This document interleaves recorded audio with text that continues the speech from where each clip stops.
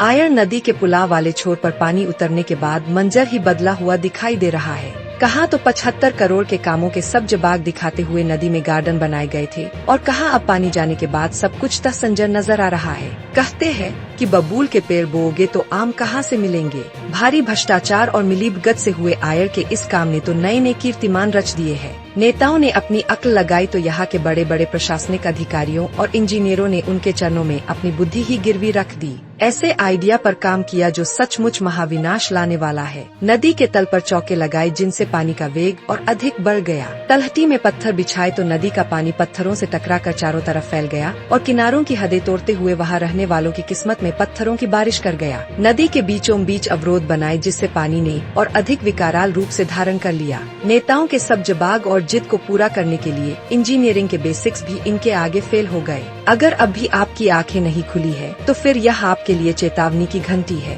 केवल एक दिन की तेज बारिश में आयर नदी का ये हाल हुआ है तो सोचिए कि अगर बारिश 4-5 दिन चल जाती तो ना जाने क्या होता। ये देखिए, यहाँ से घास और मिट्टी बह गई है। ये गार्डन बताया जा रहा था, अब यहाँ पर पानी भरा है, गड्ढा हो गया है। ये देखिए, सिवरेज के ढक्कन के आसपास की मिट्टी बहकर चली गई है। नेता अफसर से मिला हुआ है और दोनों मिलकर दिल खोलकर पैसे कूद रहे हैं। बयानवीर नेताओं के जोशीले भाषण पानी में बह रहे हैं, लेकिन नदी किनारे से अतिक्रमण रुकने का नाम नहीं ले रहे हैं। वर्ष 2006 में आई बाढ़ से सबक लिया होता तो आज यह मंजर ही नहीं होता। पिछले साल भी यही मंजर था, मगर हमारे ढीठ नेताओं और मोटी चमड़ी के अफसरों ने मिलकर इस मंजर को छिपाने के लिए एड़ी चोटी का जोर लगा दिया था। सैकड़ों ट्रैक्टर भराव डालकर यह बताया कि जैसे नदी में कोई नुकसान हुआ ही नहीं हो। अब फिर से देख लीजिए, पानी रुकते ही ये फिर से मोटा बजट और मोटा कमीशन खाने के लिए आयर में चले आएंगे। इन्हें जनता की परेशानियों से दूर दूर तक कोई मतलब नहीं है। नदी को नाला बनाने चले थे, मगर नदी ने बता दिया कि भ्रष्टाचारी अपनी हदों में ही रहें। अब भी वक्त है नदी को फिर से संवारने और उसे पुराने स्वरूप में ही रिस्टोर करने का।